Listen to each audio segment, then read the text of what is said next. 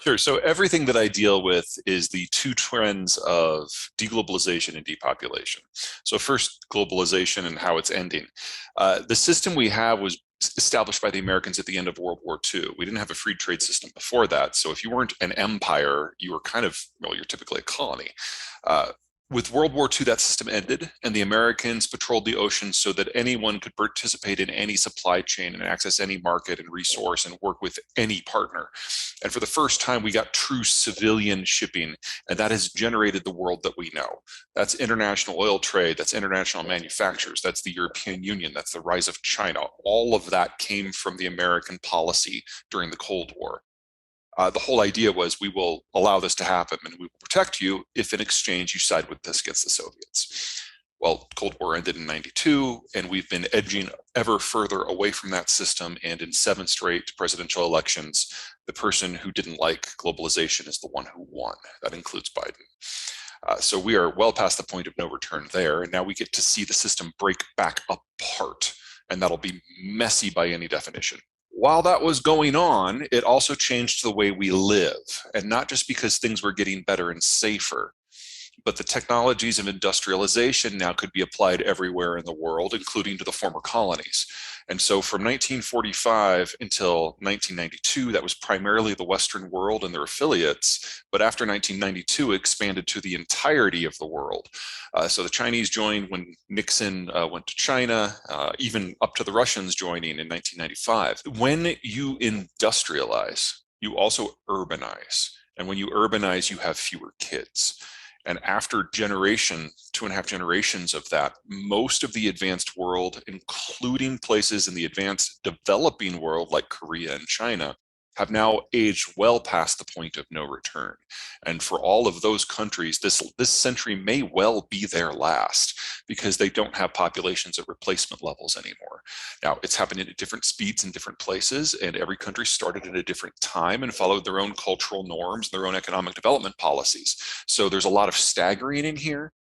But this decade was always the decade when we were going to pass the tipping point, because this is the decade when all the younger countries they age past the point of reconstitution, and all the older countries age into mass retirement. So whether you're looking at it from an American point of view, a globalization point of view, or demographic point of view, this was always going to be the last decade. COVID sped it up by 2 years, and the Ukraine war is a hard stop. We're never going back to 2019. Let me just kind of draw a thread here. And this is a possibility. There's any number of ways that this can all go. But we know that we're going to lose 4 to 5 million barrels of Russian crude within a couple of months. And in that scenario, in the short term, it is Europe that suffers 100% of the pain. But the Europeans have something they can do about it. They can tap American crude, which the United States is going to be willing to give them. And they can go to their former colonies in Africa and renegotiate deals so that the crude goes north to them. Between the United States and Africa, that's enough for almost everything that the Europeans need. But then that crude is not going somewhere else. And the country that is at the very end of the line that absorbs most of the world's crude, the single largest importer, is China. But China doesn't have the naval power to get to, say, the Persian Gulf in order to convoy ships back. But the Japanese do. So it's very easy for me to see African economic and political issues triggering a conflict in East Asia where the Chinese are left out. And then you're going to have some degree of military confrontation. If we're lucky, it'll stay constrained. If we're not, it'll get very big in East Asia. And to think that the Middle East, with the Americans absent, is suddenly going to be a peaceable place with the Saudis and the Iranians already glaring at each other across the Gulf, I think is a little naive as well. So those are like the 3 big ones. But you can look at almost any country pairing in the Eastern Hemisphere, and there's a lot of bad water under the bridge. And these hateful pairs are perfectly capable of coming up with their own dust-ups in a very short period of time if there isn't a global policeman. And right now, while I applaud the Biden administration for trying to support the Ukrainians, you'll notice that that's not really happening anywhere else except with Australia. The United States is not interested in the world in the way it used to be. Absolutely. The Europeans have been at peace because of the globalized system for 75 years. And because the peace was imposed from the outside, and because the the country that imposed that peace, the United States, smashed the Germans as part of the process.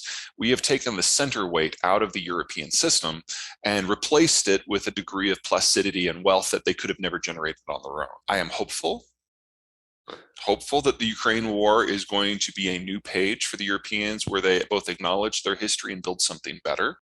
And, maybe we have seen some things pushing in that direction in the last few weeks. But on the other side, the geography hasn't changed at all. The conflict with the Russians isn't something that's new. It has been part of European warfare, politics, and security going back to the beginning of the concept of Europe.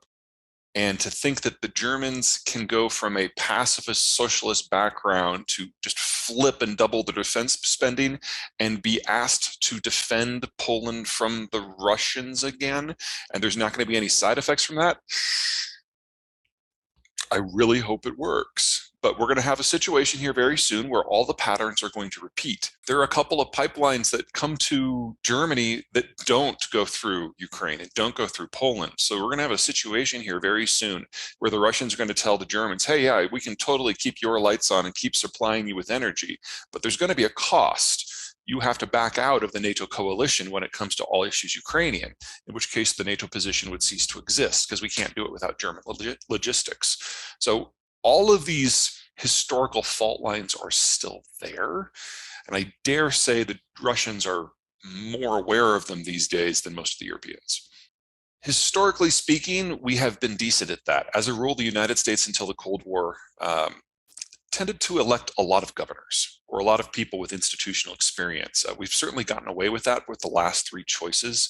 Senators writ large don't know a whole lot about the world, and Donald Trump, Donald Trump's Donald Trump.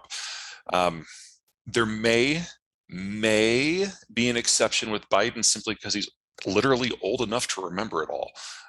He's one of the handful of people from the bygone era that actually was a functioning adult during the Cold War and is still involved in politics. Now, we can pick apart his entire team if you want to. I'm not feeling hugely optimistic, but I'm certainly feeling more optimistic than I was for the last four guys, because Biden got a lot of crap for the way we pulled out of Afghanistan, and I can understand that. But we couldn't do what we're doing in Ukraine right now if we were still in Afghanistan, because we were dependent upon the Russians for logistics to support the troops there. So we actually have a free hand now.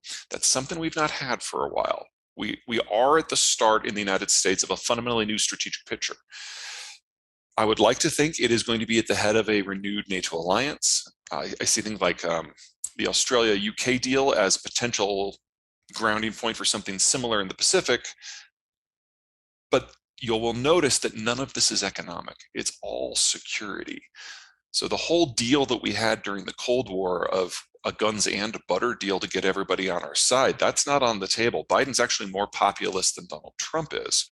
So we are talking about a fundamental break. And the only relationships the United States is likely to have are those where the security interests align. And as we're seeing with the Australians, that comes with an economic cost to the petitioner, not to the United States. If you want to be on our side now, you literally have to pay for it. To a degree, they were definitely the weapon of the Cold